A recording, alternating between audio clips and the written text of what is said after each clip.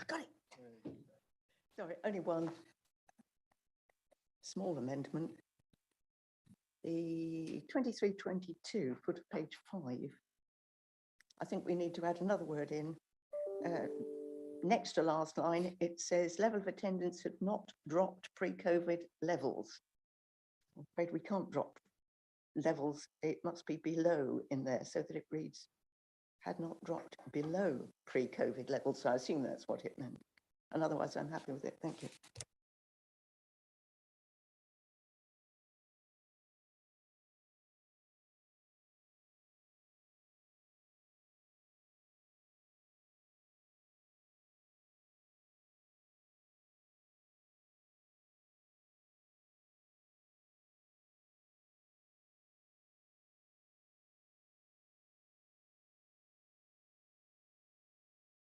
I didn't turn it off. Thank you. Okay, so we move on to item 2, actions arising from the minutes. I have none. So we move on to item 3, apologies. Julie, do we have any apologies?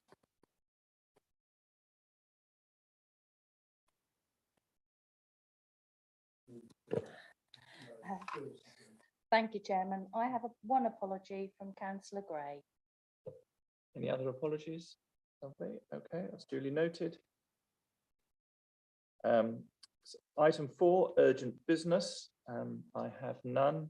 So I take this on to item 5, declaration of interest, to ask members if they have any interest to declare. Members, is there anything that you'd like to declare that you haven't previously declared isn't on the register? No, lovely. Thank you very much. So that brings us to item 6, non-members wishing to address the meetings. So we have Councillor Burt and Councillor Morton. You're both very welcome, and Councillor Kittle-Morris. You're all very welcome. Oh yes, and 2 members of Cabinet. So we have Councillor Cowan and Councillor Sugget. So we're very honoured to have your presence with us here today. So move on to item 7 on your agendas, which is the training item. Who is going to present that item? Do we have? I don't see Faye here. So, okay, well, we have, I understand, 2 or 3 options for training. It was discussed at the last meeting that we'd like to have some more training for the committee and indeed for any members who are interested in governance and audit. There are 3 options for us to consider, and I have to say I do prefer the 3rd option, but it is up to the committee. So the options in front of us, that internal audit could produce a video covering content for all members, and that video content could be supported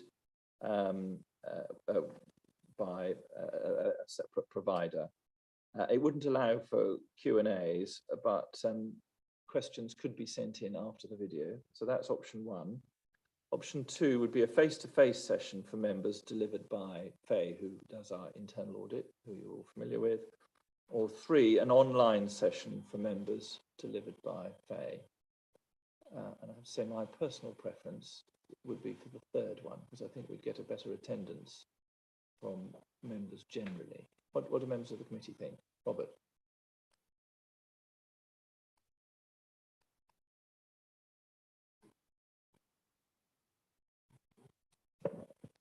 Right. I think option 3 is probably reasonable, given that we've got sort of 10 months to go to an election. But I think we should be thinking forwards as to post-election that a comprehensive training modules available for all new members. And I'm aware that we have new members on this committee who certainly need to have that sort of broad view of what we're about. Yeah. Any other comments? I mean, I do support that, and I know it's only 10 months to election, but I do think it's important that the members are sufficiently supported with training. So I think I think we should crack on. But I do agree that for the new members of the committee after the election, whoever they may be, that we should have a module available for them. Okay, well, in that case, I think it's agreed. We will ask Julie to produce an online seminar, and that should be open to all members of the council, not just those on this committee.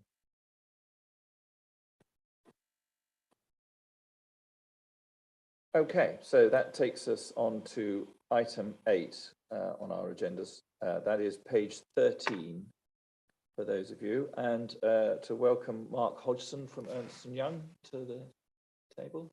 Mark, over to you. Good morning, thank you. I think it's working. Morning, members. So to introduce our audit plan, take you through some key highlights, and then happy to take any questions on any other detail. So on page 20 of your pack sets out the materiality level, and this is based on the draft financial statements for the year, which is your agenda item 12. So we're working to a materiality level of 1.456 million for the council's accounts and 10,000 higher than that for the group accounts. But we'll be reporting any audit differences above 72,800 to you as a committee, so you get sight of everything that has gone on through the audit. In terms of audit risks, in summary on pages 18 and 19, I think as a committee you can take good assurance that they are broadly consistent with the prior year. So we have 2 fraud risks and 4 inherent risks around property, plant and equipment, pension valuation, national non-domestic rate appeal provision, and the recoverability of debtors, which are all consistent with the prior year. We have this year added 3 new areas of focus. An area of focus being it would not have a material impact on the accounts or the audit opinion, but clearly requires some element of audit work doing to it. So they're in relation to the change in management structure following the separation of shared arrangements from South Holland and the impact that has on the statements and indeed related party transactions. There is a new national issue around infrastructure assets. And whilst your balance is not material as per the figure we have calculated, there may be some further disclosure requirements as a result of consultation that CIPFA is doing on code adaptations in relation to the accounting for infrastructure assets. And I'm happy to go into more detail if anybody requires it, but it's quite a technical area. And then in terms of group, there is a new entity within Breckland Bridge. So we just need to ensure that the group boundary and the consolidation methodology follows the standard that has been applied in the previous years, and that new entity is incorporated correctly. In terms of value for money, we will be doing our risk assessment as part of the audit procedures, and we'll bring a separate risk assessment to this committee at the appropriate time frame. So we have the draft accounts, we have our audit scheduled for October and November, and we will produce our audit results report as soon after we have concluded our procedures in November as possible, but noting that we can't actually present to you until your February meeting as your timetable currently stands. They're the highlights, but happy to go into detail, take any questions, Chair. Thank you. Just on the issue of the timetable, is our meeting timetable suitable for the requirements of the council, in that it's so Alison, I suppose that's a question to you. Would you like to, is our proposed meeting in February going to be time-wise satisfactory? How you thought you were going to get away without needing a microphone in this meeting? Take the one off the end here. I will. I'm sorry, I didn't notice I didn't have one until I came to talk. So normally the timetable is absolutely fine, but this year, just because of the changes in timing, it doesn't quite fit. And actually there is an agenda item, I think, or mention of maybe moving the February meeting back slightly. So it could be that this year it would be a good idea to have a special meeting in maybe December or January just for the accounts. Would you prefer to see that? I would prefer to see that if Mark were happy with that as well.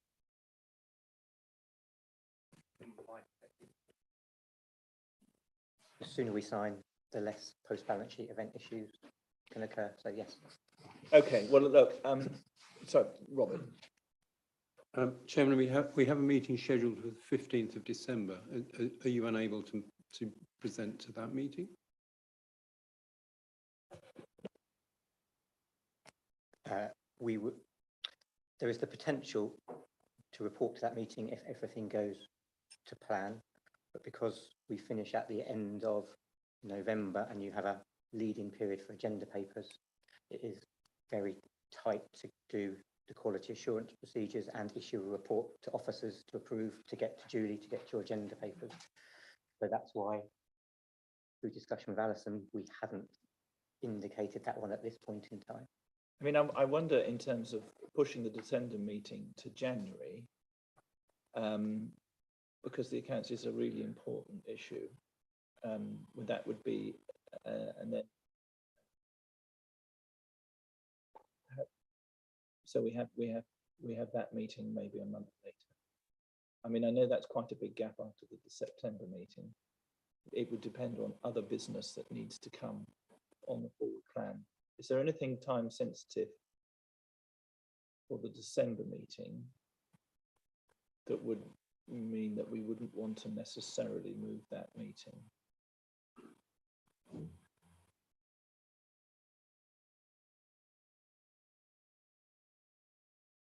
And I know how difficult it is to get members to meetings just before Christmas as well. The December meeting has got the Q3 risk report, and Ryan's here, so he may have a comment on that, but I think that would be fine for January. Internal audit reports are not time critical, and the Treasury Management mid-year report also not time critical. So everything on the forward plan now, subject to Ryan and his risk report, would be fine to move to January. So Ryan, are you happy with that? Yeah, that's fine for me. Okay. Members, are you happy with the idea? We'll get Julie to circulate a date, so we don't have to do that now. So might be wearing my shorts. Right, well, we'll have to tee up the name substitute then for that meeting in advance.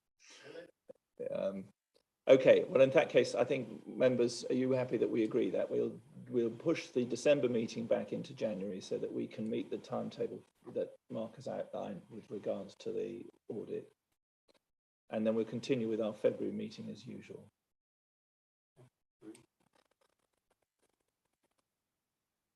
Right. Questions to our auditor. Members, any comments on the documents Mark's brought to the meeting today? David.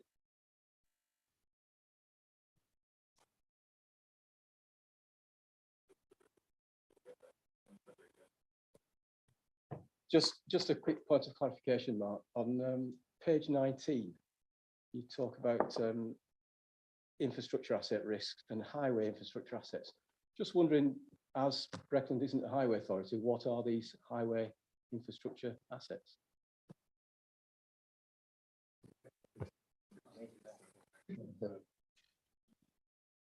Do you want to come in on that point, Robert? Yeah, within my ward, I'm aware that Breckland owns some concrete roads in Wheating. Right. Okay. Matthew, do you want to come in? Yes, we do have responsibility for 7 unadopted roads and 2 bridges, and those are our highway assets. Okay, any other questions for Mark? Linda. Could I just have clarification on the group accounts point you made? You were saying there is a new entity. Did you mean that Breckland Bridge is a new entity, or that there is a new entity within that? The latter, a new entity within the Breckland Bridge holding. Breckland Bridge Homes Colkirk Limited. Robert. I mean, it looks as though they're going to set up separate development companies for each significant site. So this will be a rolling new item to look at? It would be as and when each one is set up, yes, to ensure consistency of application of process. Okay, I haven't seen any other members indicate they wish to speak. It's all fairly straightforward at this stage. So we're happy to accept your timetable, Mark. Let's just have a look. Members are asked our recommendation to note the report. Are you all happy to note the report? Lovely. Thank you very much indeed. Okay, so we move on to item 9, the planning register and planning website and the general data protection regulation GDPR on page 60 of your agenda papers. Simon, I believe this is yours. Yes, I'm going to lead on this. I have Kirsty as well, who's the data protection officer, sitting alongside me for the more technical data protection questions. As members will be aware, when we consider planning applications, we consult with both statutory and non-statutory consultees. The non-statutory consultees are third parties, i.e. neighbours generally, and we, on occasion where it's appropriate to do so, put up site notices and advertise applications in local newspapers to ensure that the public are aware of planning applications. This is set out in the Statement of Community Involvement, which went to Cabinet on Monday and was adopted. Our present policy at the moment is to publish third-party comments online, and that is also set out in the Statement of Community Involvement at this moment in time, having reflected the current position. We provide advice on the website to members of the public that if they are going to put in online comments, i.e. using the form that's set out on the website, then their name and address will be published alongside those comments. If they don't wish to do that, they can email comments in or write to us and advise us as to whether or not they wish their personal details to be provided when the items go onto the public website. We do not, as a matter of course, accept totally anonymous comments. This has always been a difficulty in terms of ensuring that what goes on the website is properly redacted, because we do as a council have a duty of care under the General Data Protection Regulations to ensure that certain information is not made public and that the rights of the individual are protected. We receive as a planning service thousands of letters, as I'm sure you can imagine, on planning applications, and it is literally thousands of letters a year. And redacting those, reading all those, and making sure that private information in relation to issues such as ethnicity, medical and health conditions, etc., as well as potentially defamatory comments are not published. And it's considered a significant risk to the council if we continue to publish those comments. There is no regulatory requirement to publish those comments. Councils can choose to do so, but have to make sure that they conform with the GDPR regulations. It's considered that it is a significant risk to the council to publish such comments, given the amount of work involved and the risk of missing potentially sensitive information. So it's therefore recommended that we cease to publish third-party comments on the website, and that we only publish statutory consultees, including parish councils and any registered amenity group. That will minimise and remove the risk to the council. I appreciate that this is a sensitive issue and that transparency in decision making is also important. All letters received and all relevant planning considerations highlighted within comments from third parties are summarised in the officer report and will be addressed within the report. It would also be down to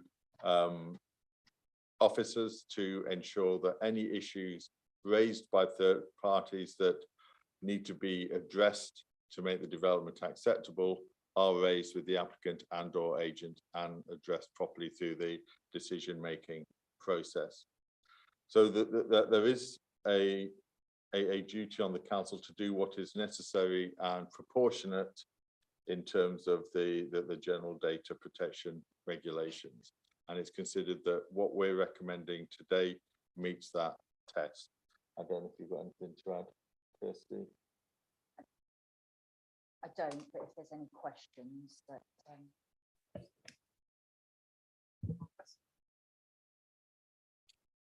Okay, thank you very much for that, Simon. Members, Robert. The definition of third party isn't included in this report, but Collins Dictionary says third party is someone who is not one of the main people involved in a business agreement or legal case, but who is involved in a minor role. I would suggest that all the statutory and other corporate consultees come under that, and yet the wording of this report suggests none of their information would be published either. That's not what you said today, but it is what the wording of the report says. So clearly that is not satisfactory. And a question, in the contractual arrangements between Breckland and Capita, who is the data controller?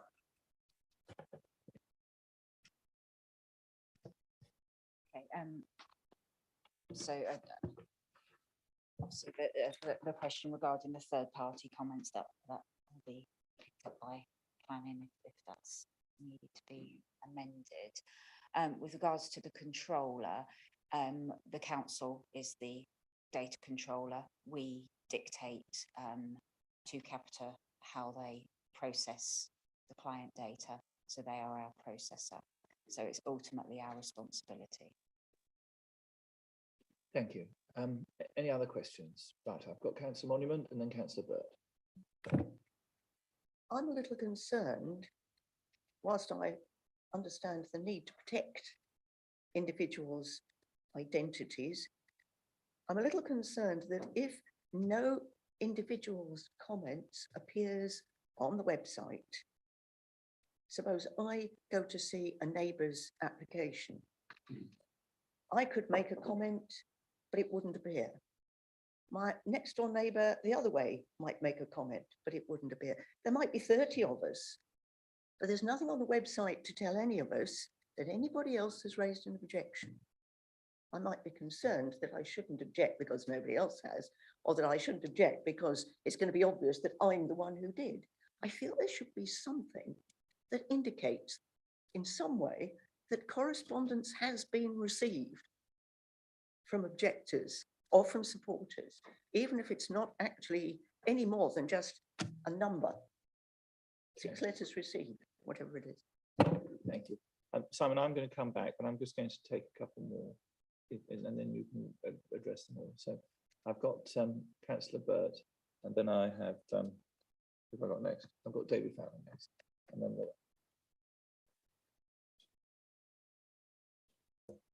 there we go. So yeah, we very briefly just mentioned this before the meeting today, and I'll sort of put this onto the record now. I am concerned because I think that this part, echoing what Linda said, this is a very good guide for members wanting to represent their communities. So it's very important that we know the magnitude of any feeling within that community, and that is shown by the number of comments often, or the detail in those comments. And it appears, though, that the reasoning given here is under GDPR, but you very clearly specify in 1.3 that personally identifiable information is redacted. Now, it might be difficult to do that, but that is what we are doing, and therefore GDPR does not apply because all personally identifiable information has been redacted. That's what we say we're going to do. Just because that's difficult or time consuming, or there's a lot of them, doesn't necessarily mean that we shouldn't do it. We should do the right thing. One quick correction on page 61 or comment, section 1.5, the third bullet point. Is that an extra 19 that's snuck in there, or does effect 19 actually have a particular meaning?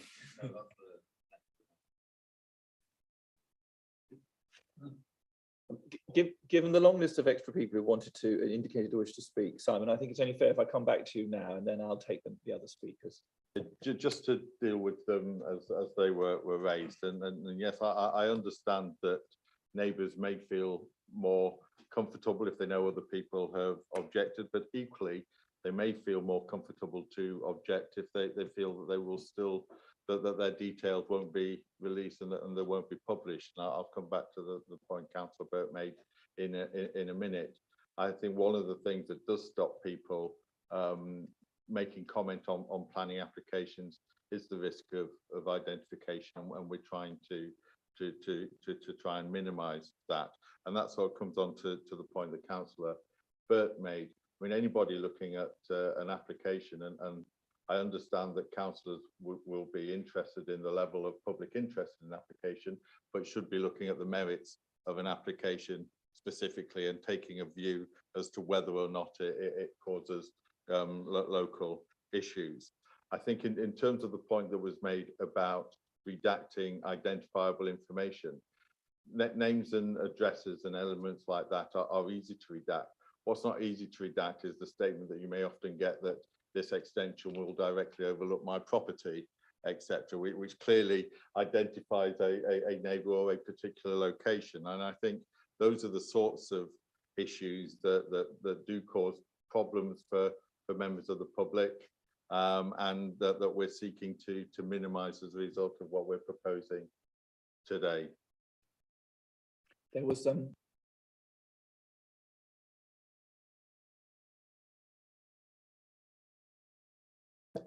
third parties in the term that we use them. Yeah. Third party comments in terms of the way we use them are non-statutory consultees. So the regulations publish a list of statutory consultees, such as county highways, parish councils, bodies like that, and the circumstances under which you notify them. So I think it would make sense to maybe say that that's changed to non-statutory consultees. I take the point.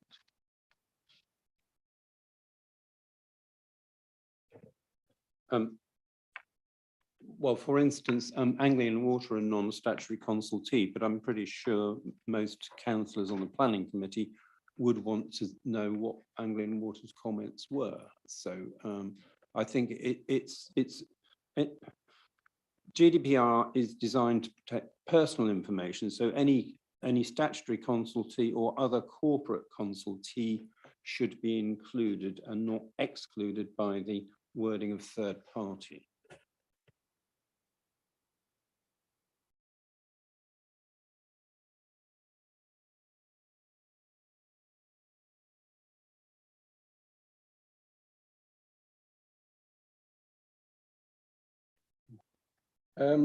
Just a clarification, first of all, if I may. In 1.11, you're clarifying there that if somebody turns up at the public desk and asks to see the comments that have been submitted to a planning application, they will be made available. So how would you manage the redaction of private information in that context? That's the first point. And the second one is one of process, really. If the council's minded to go along with this, then, as Simon's mentioned, the statement of community involvement was approved on Monday at Cabinet, and that clearly says that these comments will be published. So I guess there would need to be some amendment made to the statement of community involvement, which has just been subject to a detailed 6-week consultation process. And I'm pretty sure that if this change were made, that there would be general comment on that. And just how you would manage that. Would you go through the whole consultation process again on the FCI? Or is there some other mechanism for making that change? Yeah, just in terms of the first point, yes, if people wish to see information that's part of the background papers for an application, they have the right to do so. We would want to do that on an appointment basis, and we would have to make sure that the information was properly redacted if they wish to see it. So that would be on a case by case basis, effectively. In terms of the statement of community involvement, we would have to amend that, and that would have to go back to Cabinet for adoption. I have to say I am not entirely sure as to whether or not that means that we would have to go through the whole consultation process again. But the statement of community involvement reflected the position that's in place at this moment in time, and needs to be adopted to enable us to move forward with other elements of the local plan and the partial review, which was also considered at Cabinet on Monday.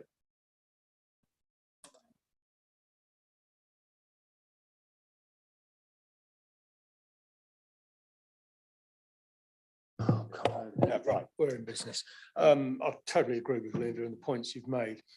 If we remove the comments from the website from third parties, what assurance are you going to give people who have registered an objection to a planning application that they're actually being listened to, and their sort of democratic right to comment on a planning application isn't just being ignored? I think that is a really key and extremely important point. What I would say is that when people make comments, whether it's online, by email or by letter, they receive an acknowledgement to show that we've received those comments. And as we set out, all comments that relate to material planning considerations, and that advice is there on the website for people to look at before they submit their comments, is summarised within the officer's report and addressed within the officer's report. So when you see that report, whether it's a committee report, whether it's a decision made at officer level, you can see that the points you've raised are there and that they've been addressed within the report. And we very recently had an ombudsman decision which did indicate that the way that we summarise representations and address representations was the appropriate way to do it. So we're comfortable in the way we address that.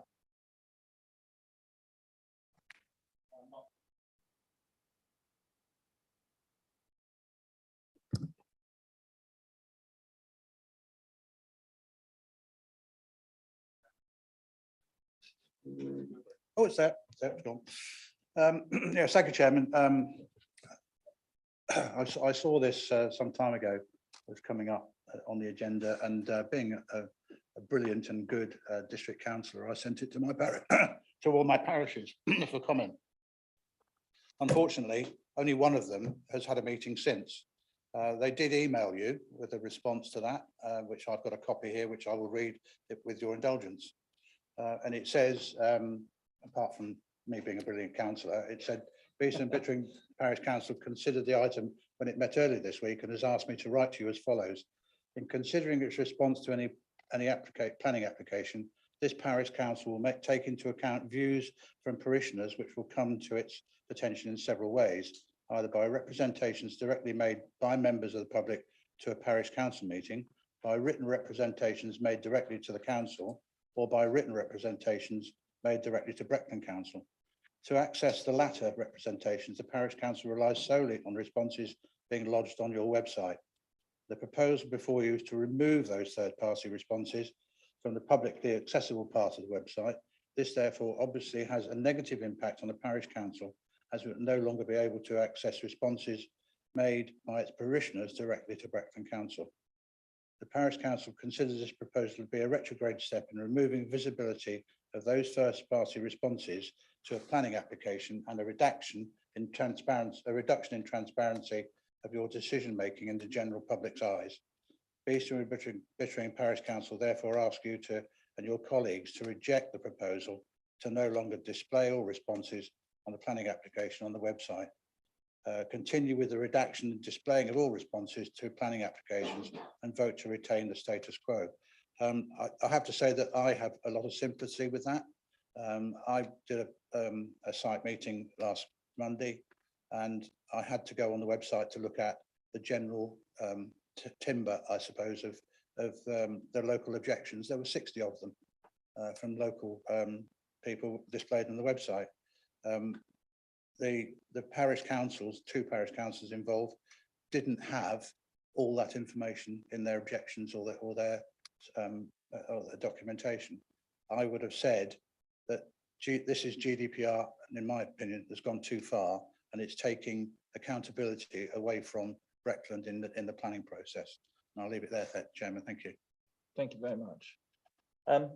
Okay. We agree that in the way that we do planning, that planning is something just to be delegated and that local democracy has to be seen to be involved. And that's why we have a planning committee and members making decisions. So I think that in order for planning to work, it needs to be seen to be done, and that the population, whether or not they agree with the final decision, need to be assured that their voice has been heard in such a way that they understand it, because only that way can we get consensus. You know, we don't have to get agreement, but I think then everybody can understand that they've had a chance to address the issues. I've got a couple of questions, and then I intend to sum up. The first is, well, actually, I'll come to the questions after, actually.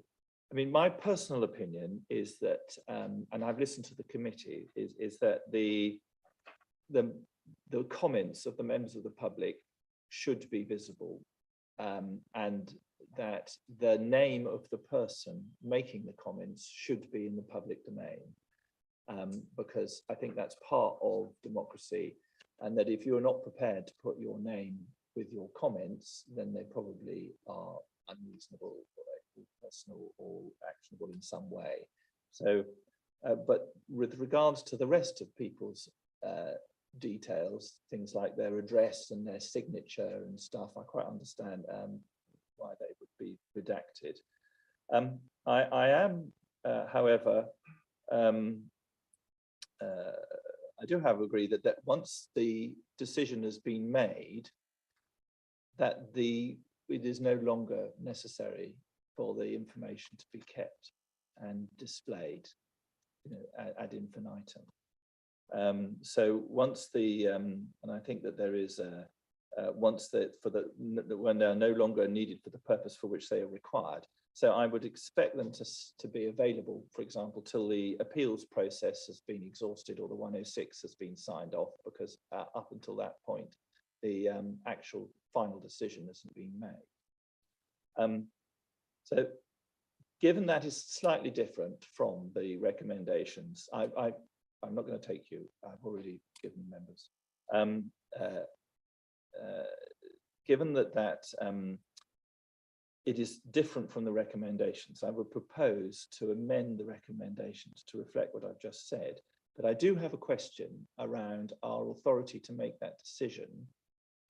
Is that a decision that we as a committee can make? And I'm glad we got the solicitor with us. Is that a decision we as a committee make, or do we have to refer that decision somewhere else for them to make, given that it isn't a huge decision? I'd be very interested in your opinion.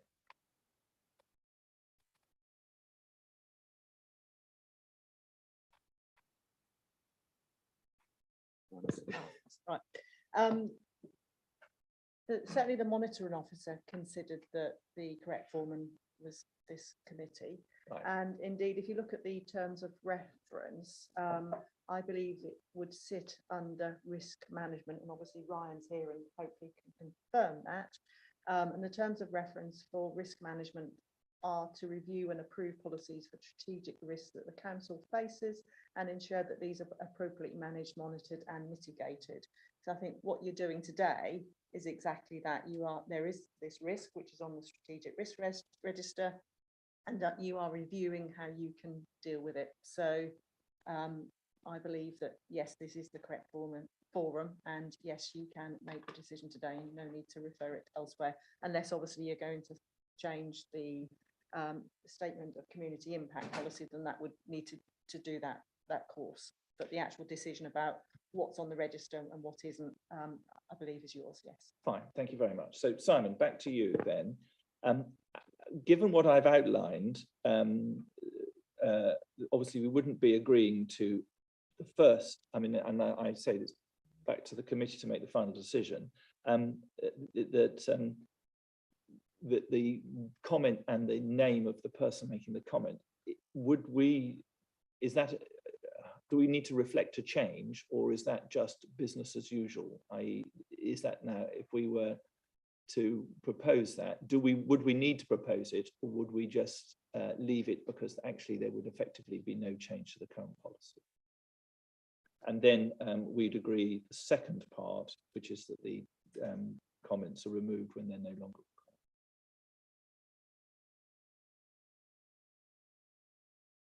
I just want to get clear with Simon, and then I'll come back to the members. I think part of the problem is with the planning portal, in that it feeds the comment through automatically, rather than if the planning portal could assign an anonymity to the online comments, we would have much less of a problem.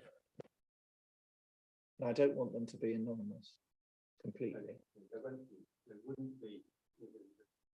Let's hear from the officer, and then I'll come back to members. So just to address the points raised. So what we do at the moment, and Councillor Kyber and yourself are right, if you use the online comment facility, the website makes it quite clear that names and addresses will be displayed on the website.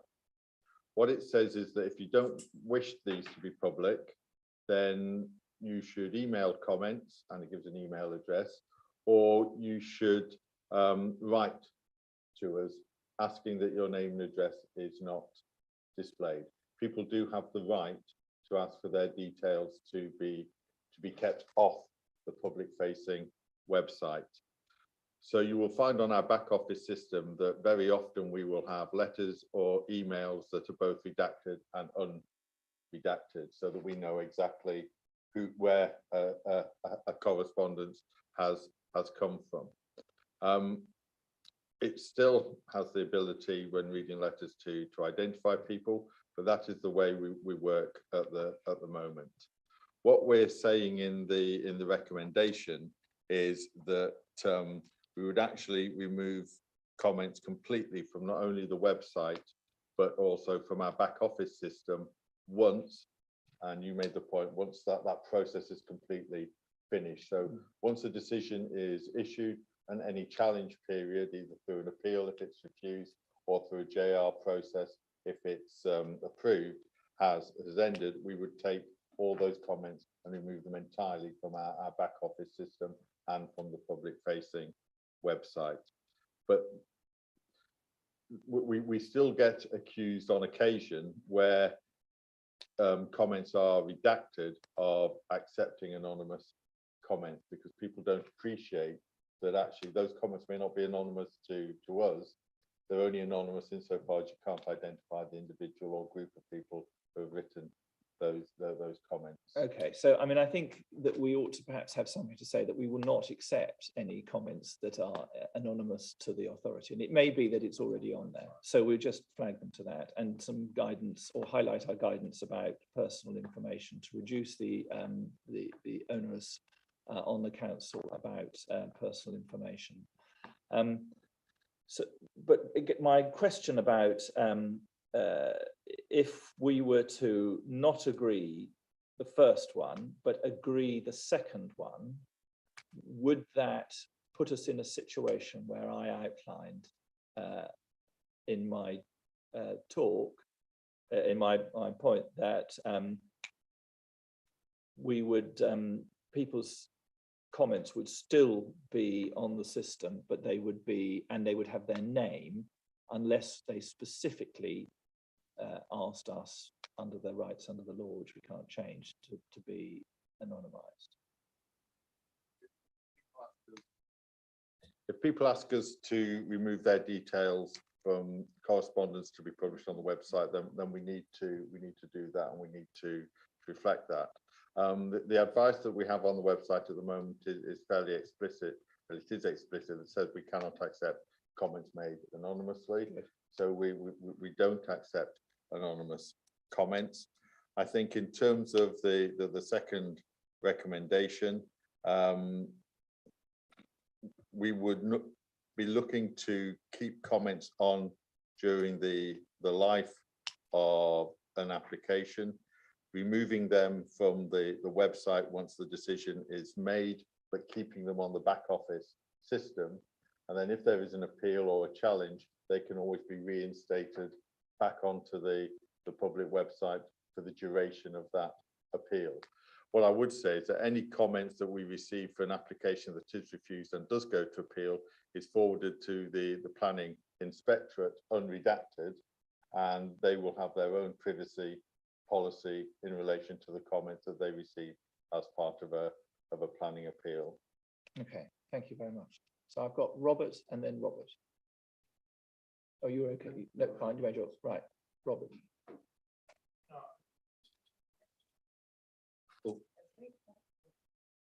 There we go. Boom.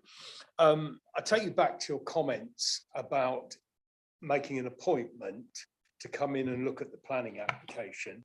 You said everything will be properly redacted. So if you can do it then, why can it not be done for the portal? Well, I think it can. I think that's the answer, but it is onerous. I think we've covered that. Okay, well, look, we have a couple of recommendations. I have to say that I'm minded personally to not approve recommendation 1, but to agree recommendation 2. So if we take them independently, so members, all those in favour of recommendation 1. Yeah, very quickly. Sorry, I think if the recommendation is now not to accept 1 but to accept 2, can 2 just have the words "and the council's website" added into it? So I think the understanding from what you were saying is that it would be back office and the council's website. Yeah, I would accept that. Let's take them with that proposed wording. So shall I just clarify what I think the wording should say? So that all third-party comments are removed from the council's back office system and council's website when they are no longer needed for the purpose of which they were required. We still need to address in the wording what third party means, as per earlier discussion, or non-corporate, whatever.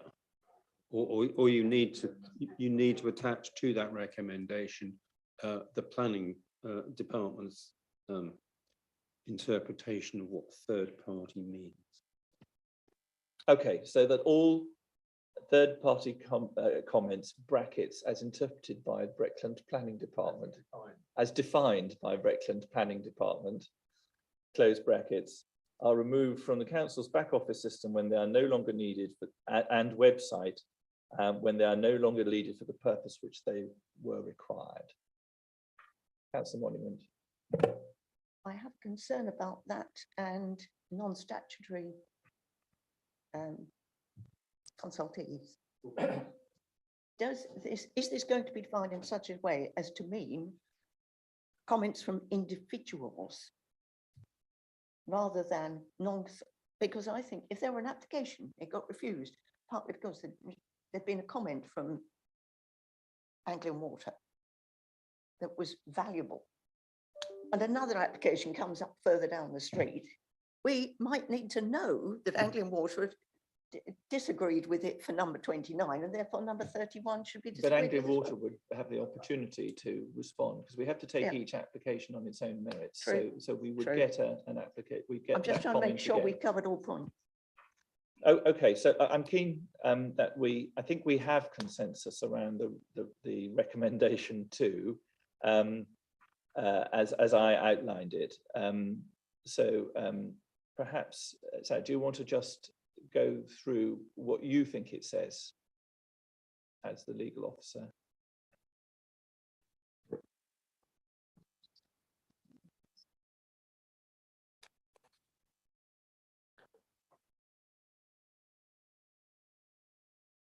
So we're just debating about what third party comments Right. from or non-statutory consultees. Yeah. In reality, we keep comments on there because we would see them as because they're a non-statutory consultation.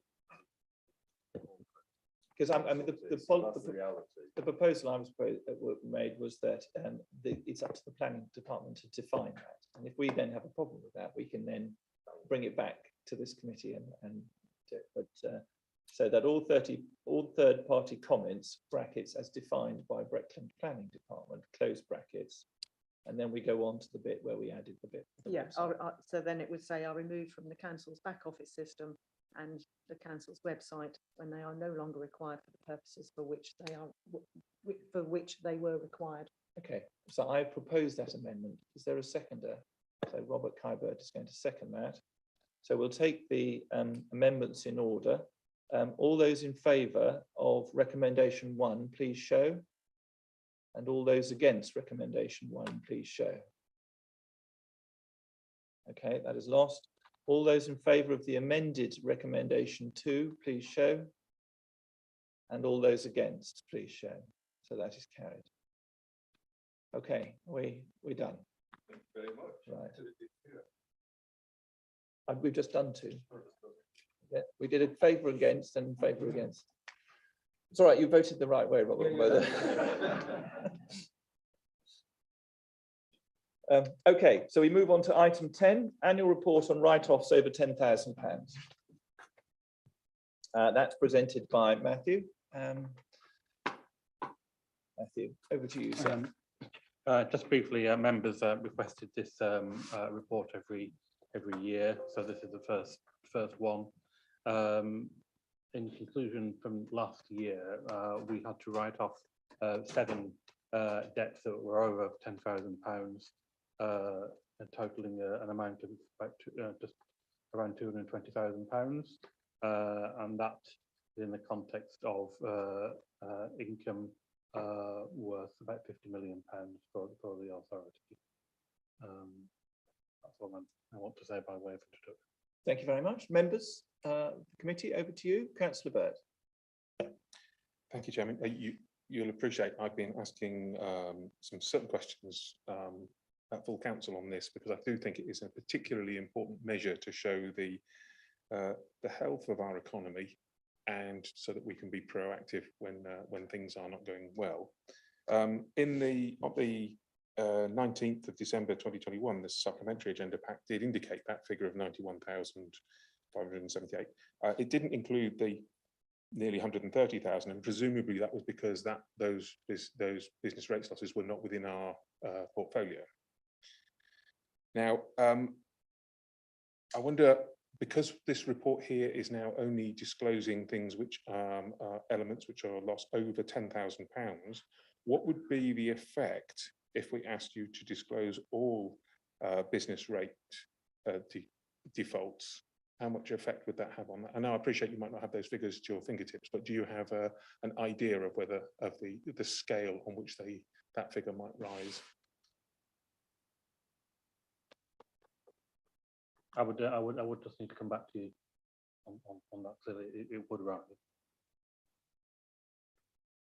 I mean, it's beyond the scope of the report today, so members, anybody else wish to comment? No? Okay. The recommendation is The recommendation to review and note the report. Oh, sorry, hang on, that's the where it is. That members review and note the report. Members happy to do that? Thank you very much.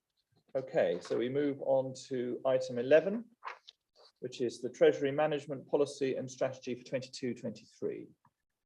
Councillor Cowan, you're very welcome to the meeting. Oh, well, we need, no, there's Robert. Give him one off the top.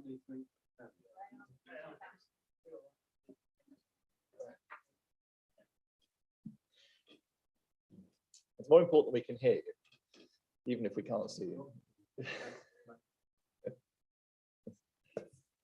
We're on. Yes, I'm there. Good morning, everyone. I'm not going to say a great deal today, you'll be very pleased to hear, because this report has been in various committees over the last month or so, and it really hasn't changed. And the reason it's coming to you today is quite obvious when you read Matthew's introduction and background. It is all about regulatory change that the council needs to adopt through its accounting process. And they're very clearly identified as you read through the pages and the appendices of this report. So it is driven by SIPFA to a large extent. It does identify some key changes on page 76, for example, that we're adopting in our accounting procedures. And it does talk about general background and information which surrounds our accounts as they go forward. And I know those will be of very great interest in the fullness of time to this committee. But this particular report is essentially bringing the council up to date with statutory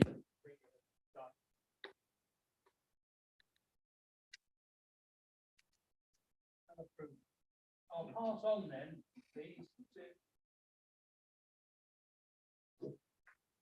Matthew Fernandez-Graham. Thank you. As Councillor Cameron has said, the SIPA codes have been updated. The main purpose of that is really to prevent council from borrowing purely to invest for financial return. A minority of councils have borrowed significantly and invested in commercial property outside their district, and it's really to stop council doing that in the future. So the new updated treasury management strategy reflects the updated code, and we've updated prudential indicators. The one indicator we haven't yet developed is the liability benchmark, which really assesses your level of indebtedness over the long term. We will develop that in the future when we're updating the capital strategy. But as members will know, we haven't got any external debt at the moment.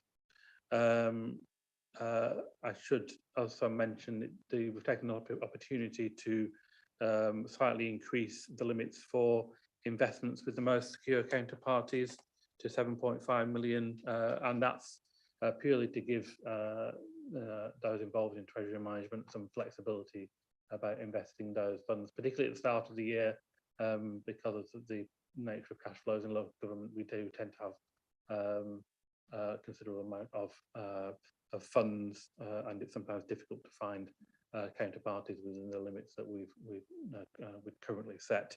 You'll see in a table on page 123 that would apply to counterparties that are highlighted in yellow or orange, and we presently use 4 of those particular counterparties for investments.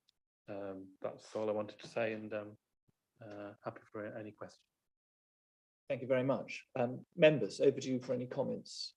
Councillor Bird. Thank you, Chairman.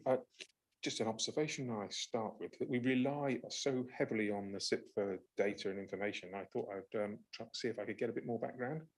And I noticed that the Prudential Code for Capital Finance in Local Authorities 2021 edition, £495 plus VAT.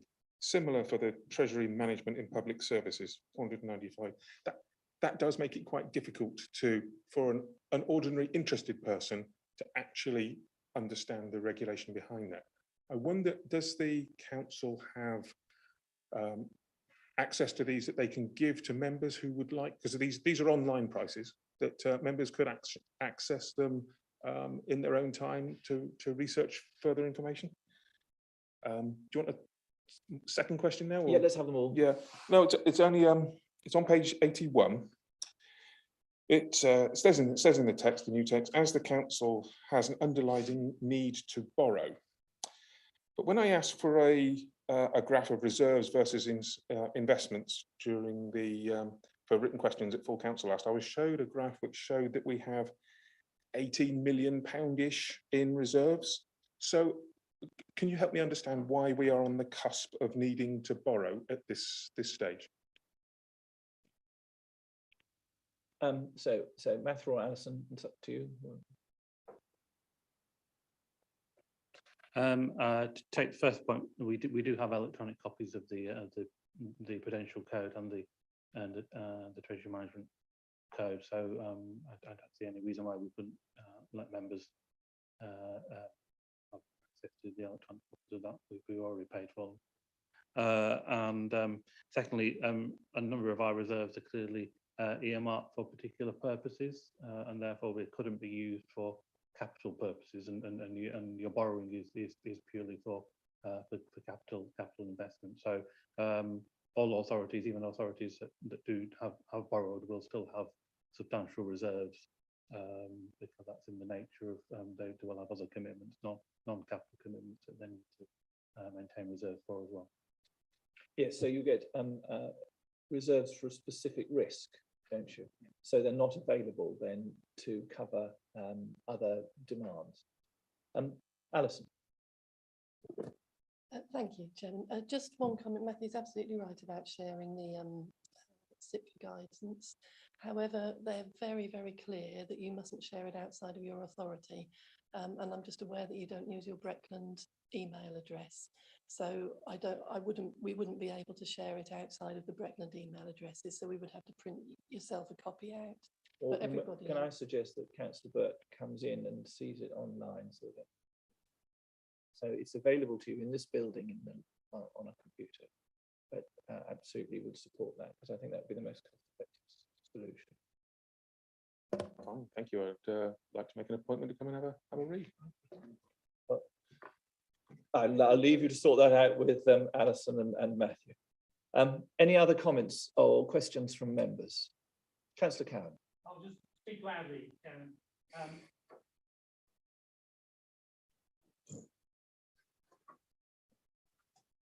Appreciate that. In terms of the reserves, this often causes confusion with members. We do operate, as everyone knows, a capital and a revenue budget. And if one was to look at the next agenda item, I think it is, which is our draft accounts, you will see within that clearly stated those reserves which are available, those reserves which are not available. And that begins to unpick the question that you asked, Councillor Burt, about why it is that we seem to have significant cash, but we can't actually spend it, because it is actually earmarked for things which we need to keep it earmarked for. The amount that we have available to spend is significantly less. Thank you, Chairman. Yes, that goes to the point about earmarked reserves for a specific issue. I'd just like to just reflect on Matthew Fernandez-Graham's point about we have no external borrowing. This is almost unique in local government, and therefore I do know that some authorities not a million miles away from here have borrowed heavily to invest in commercial assets, and they will be obviously affected by this change, but because of our prudential approach here at Breckland, that has not happened, and therefore it won't mean, as it's reflected here, a fundamental change to our policy or how we have our strategy with regards to property going forwards. So I haven't got any other members who have indicated a wish to speak. So we have 4 recommendations laid out on page 67. and they are to full council. They are: one, that the updated Treasury Management Strategy 22-23 to 24-25 at Appendix A is approved. Two, that the updated prudential and local indicators and limits contained within Appendix A, tables 1 to 11, are approved. Three, that the updated investment strategy 22-23 Appendix B and the detailed criteria included in Appendix B1 is approved, or should be are approved. And four, that the updated Treasury Management Policy at Appendix B2 is approved. Are those all in favour, please show. Anyone against? That's duly carried. Lovely, thank you very much. So we now move on to item 12, the unaudited statement of accounts 21-22 on page 129 of your agendas. And Matthew, we're back with you. So these are the accounts which will be audited by Ernst & Young, as Marcus set out. Just to summarise the main highlights, on the revenue side, there's a reduction in the general fund of 28,000 this year. On the capital side, we spent 6.6 million, and 1.9 million has been carried forward into the new year. In terms of the balance sheet, the value of our property, plant and equipment has increased, and that's really due to the work on the property at Elm Road, and also the work on additions to this building as well. The pension deficit has reduced by 12 million pounds, following as a reversal really of an increase of 16 million in the previous year. The reasons for that are good returns on our investments, and unfortunately assumptions of reduced longevity of our employees, which does reduce the pension liability. Short-term investments, as reported at the last committee meeting, those have increased substantially this year by 13 million, mainly due to extra grants that we got near the end of the year from central government. We have restated last year's accounts to take account of the new directorate structure following the separation from South Holland. So you will see new figures in some of the columns for the previous year, and clearly COVID made make some comparisons with the previous year quite difficult to actually make. I should just point out on page 79 of the accounts, there is a figure for the write-offs on business rates, which is 171,000, which answers Councillor Burt's previous question. I'm happy to accept. Right, members of the committee, any comments?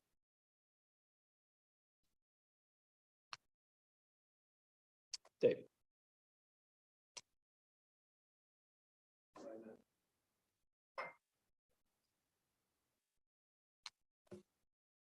Just on page 131, the collection fund, the small surplus balance of 713.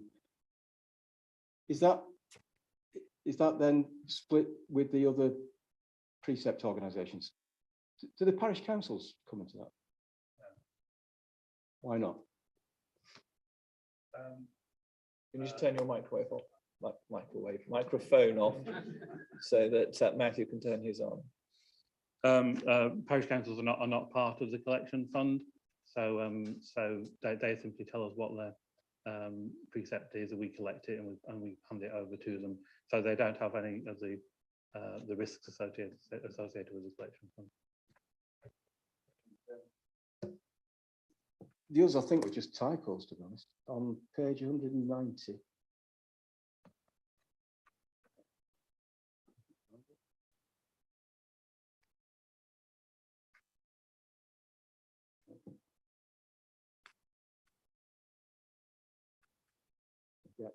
Yeah, on the note 14, are the dates?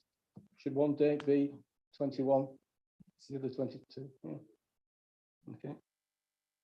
And page 215.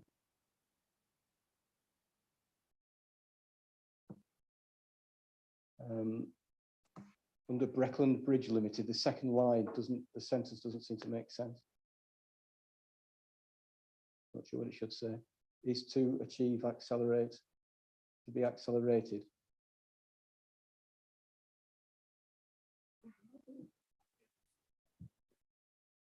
I'm only proving I've read it. David, that's why the independent person has always been a vital part of this committee, and I wholeheartedly endorse all of your interventions. So it's very important that you're here. So thank you for that. Any other comments or questions on the draft unaudited statement of accounts? We are asked to review and note them, which I think we have just done. So we now move on to item 13, which is the work programme.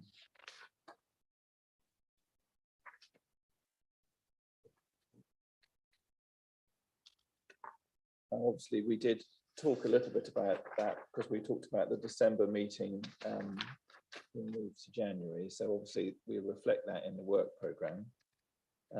Any comments from members on the work programme?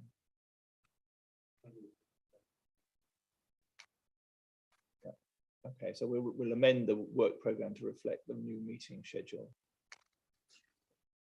And item 14, date of next meeting, to note the arrangements for the next meeting, which are the 29th of September 2022 here in this room.